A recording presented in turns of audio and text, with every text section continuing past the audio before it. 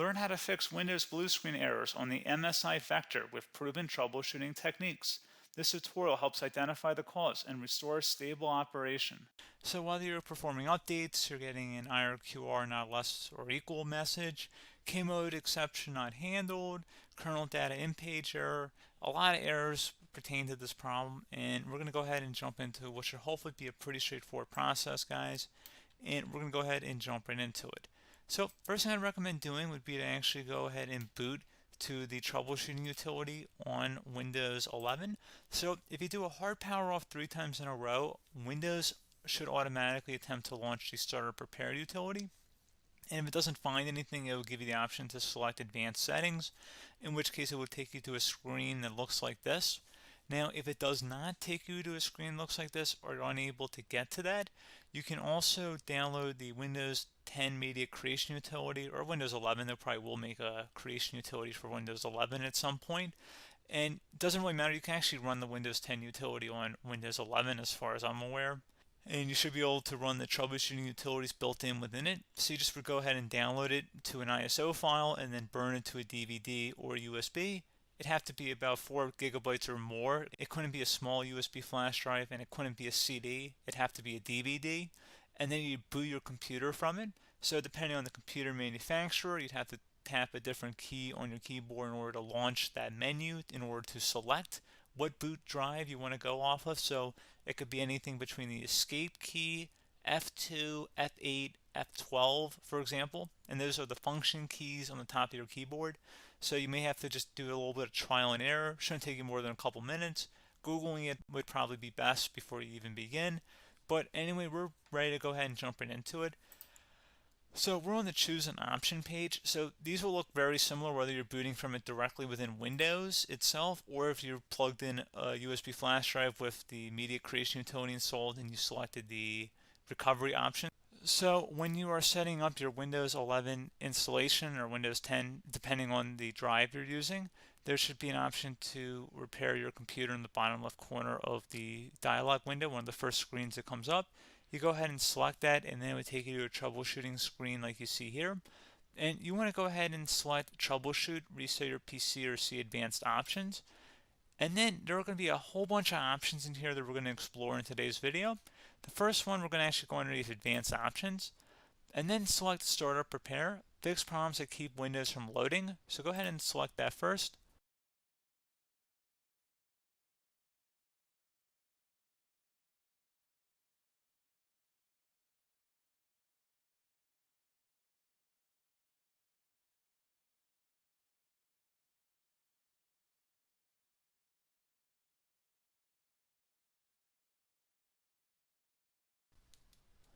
Okay, so you can see it could not repair our PC. That was our first option we could try. Something else, if we go back into advanced options here and then select troubleshoot, we're going to go underneath advanced options again. You can go ahead and actually access safe mode by selecting startup settings. And then if you select the restart button, you have the option on the screen select safe mode with networking, which will give you a key on the screen. It'll tell you which key to press to enter that. I believe it's the F7 key. It'll do that for you.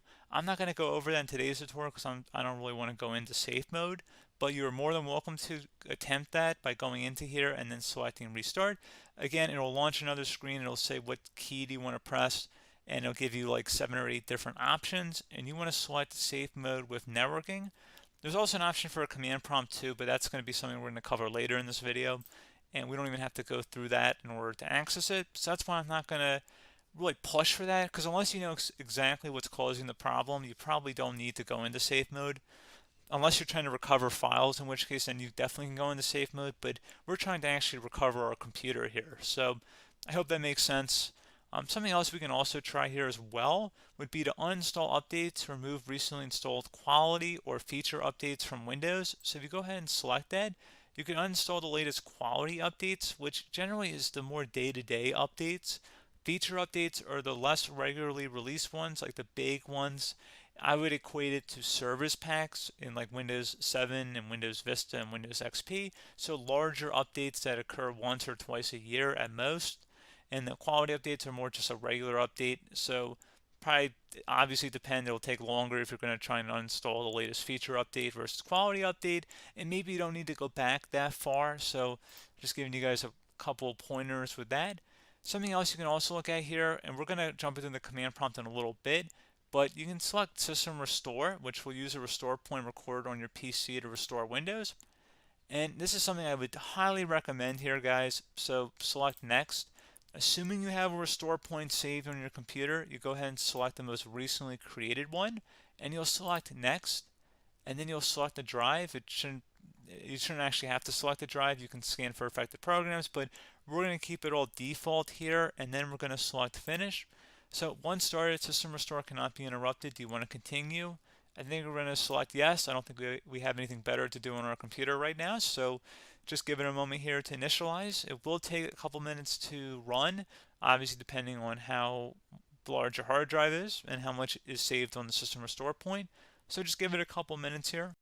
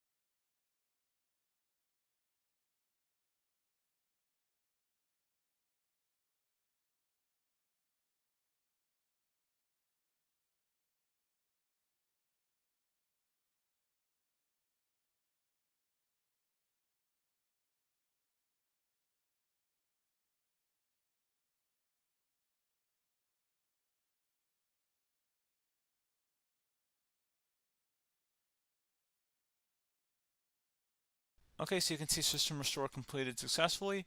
The system has been restored. Your documents have not been affected. Click the Restart button to restart your computer. Go ahead and select Restart.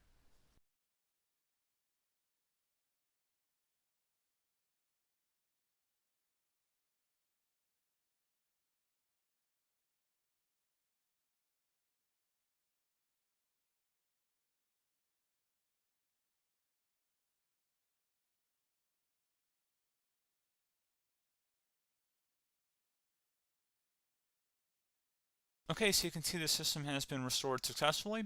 We're going to go over a couple different methods in addition to that if that did not work. So I'm just going to pause the video and we're going to start back on the recovery screen that we started with. Okay, so a couple other things we can try here too. If you go back into troubleshoot, you can select reset your PC, while you choose to keep or remove your personal files and then reinstalls Windows. You can select to keep my files, which will remove apps and settings but keeps your personal files. You can also select remove everything, which will remove all of your personal files, apps, and settings.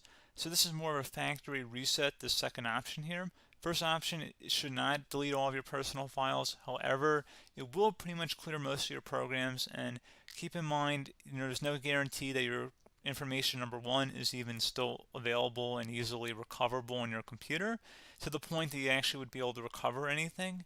And the second point is that there's always a chance that it won't actually recover and it will just do a factory reset anyway. So there's no guarantee that actually would keep your files anyway. So I would recommend trying to get a recovery tool and backing that up first before selecting it anyway.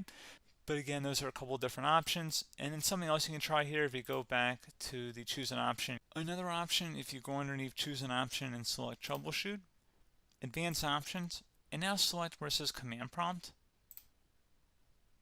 Okay, so the first thing we should do is type our main hard drive here. In most cases, it should be the C drive. So you just do a C colon and then hit enter on your keyboard. So once you're underneath the C drive, we're going to type in dir and then hit enter on your keyboard. It should have program files, users, and Windows all in there. That's how you know you're in the right directory.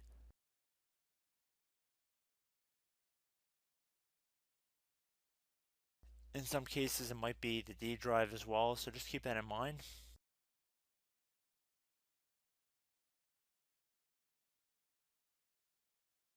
Next thing we're going to do is type in cd space /Windows /system32 /config, and then you're going to hit enter on your keyboard.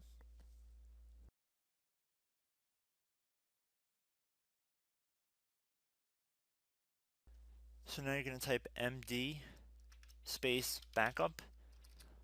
If you've seen other tutorials, it might also say to put down md backup.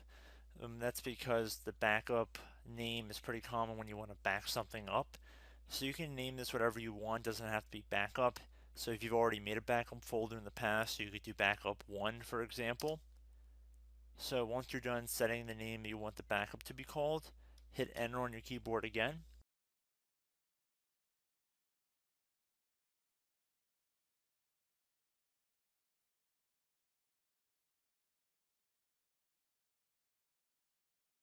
At this point you want to type copy, C-O-P-Y, space, then you want to do the star symbol above the 8 key, then do a period or a dot, whatever you want to call it, then another star sign, and then another space, and then type backup, and then hit enter on your keyboard.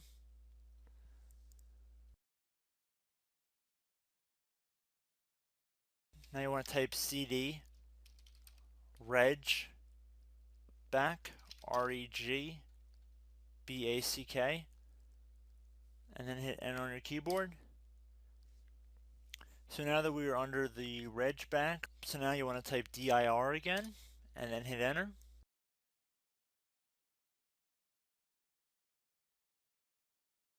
So now at this point we're going to type copy again. So copy, space, star sign, dot, another star sign, space, and then 2 dots. So we're going to type copy, space, star sign, dot, sign, star sign, dot, dot, and then hit enter on your keyboard again. So for overwrite, you want to overwrite all. So type A on your keyboard, so capital A, and then hit enter on your keyboard.